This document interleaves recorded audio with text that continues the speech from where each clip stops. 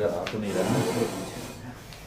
सभी को नमस्कार। आज मैं आपको बताने जा रहा हूं कि हार्ट अटैक के बाद एंजियोग्राफी क्यों करनी चाहिए, जिसको आपको बताएंगे डॉक्टर अंशु काबरा, कार्डियोलॉजिस्ट, जो कि जयपुर के जाने माने टॉप नामों में से एक हैं। तो सर प्लीज़ आज आप बताइए हमारे दर्शकों को कि हार्ट अटैक आने के बाद एक एंजियोग्राफी नाम की जाँच होती है सर, तो उसको क्यों करानी चाहिए पेशेंट को, और उससे कोई साइड इफ़ेक्ट तो नहीं है उसको कराने से, और पेशेंट को क्या देखने को मिलता है एंजियोग्राफी के बाद, प्लीज़ सर।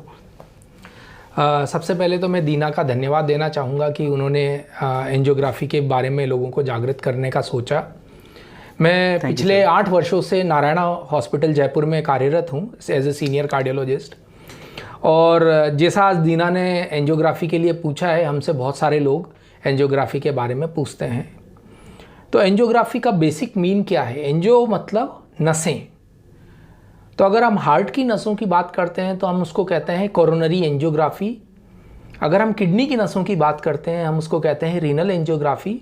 हम पैरों की नसों की बात करते हैं तो हम उसको कहते हैं लोअर लिम्ब एंजियोग्राफी। अगर हम गर्दन की नसों की बात करते हैं तो हम उसको कहते हैं कैरोटिड एंजियोग्राफी। तो बेसिकली एंजियोग्राफी जिस बॉडी के पार्ट की होनी है उसको उसी के नाम पे नामकृत किया गया है, नामांकित किया गया है। तो हार्ट की नसों की जांच को कहते हैं कोरोनरी एंजियोग्राफी।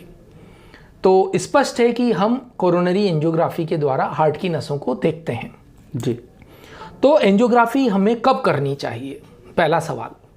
एंजियोग्राफी पेशेंट को अगर तकलीफ़ है, जैसे चलने में सांस फूलती है, दम भरता है, छाती में भारीपन होता है, गले तक जाता है, हाथ में जाता है, तब हम प्राइमरी ये देखते हैं कि हाँ, हम एक बार उसके पहले एक बार फिर भी सुनिश्चित करना चाहते हैं ट्रेडमिल टेस्ट या टीएमटी टेस्ट के द्वारा कि टीएमटी में कोई खराबी तो नहीं है। यूजली ऐसे सिम्टम जिनके होते हैं उनकी टीएमटी पॉजिटिव आती है और हम उनको एंजियोग्राफी के लिए सलाह देते हैं और हम एंजियोग्राफी के द्वारा नसों में रुकावट देखते हैं जी। या फिर कोई पेशेंट सडन उसको एकदम चेस्ट पेन हुआ, तब हम टीएमटी नहीं कर सकते क्योंकि चेस्ट पेन की कंडीशन में टीएमटी हम नहीं कर सकते। तो हम उस समय एंजियोग्राफी डायरेक्ट एडवाइस करते हैं और पेशेंट को कहते हैं आप एंजियोग्राफी करा लो जी। या कई बार हार्ट अटैक के टेस्ट लोग पेरिफेरी से आते हैं, जैसा कि मैं गांव के स्तर से बिलोंग करता हूं। गांव के लोग हार्ट के एंजाइम्स पॉजिटिव लेके आते हैं और हार्ट के एंजाइम्स जब भी पॉजिटिव आते हैं, जिसको ट्रोपोनिन कहते हैं, वो अगर पॉजिटिव आते हैं तब भी हम एंजियोग्राफी के लिए डायरेक्ट एडवाइस करते हैं।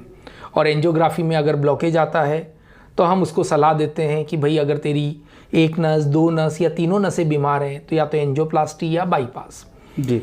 और मेन नस का एक कंपोनेंट है लेफ्ट मेन। अगर लेफ्ट मेन में बीमारी आती है तो हम उसको कहते हैं आप अर्जेंटली बाईपास या एंजियोप्लास्टी के लिए जाएं, क्योंकि ये सबसे गंभीर नसों की बीमारी के रूप में आती है।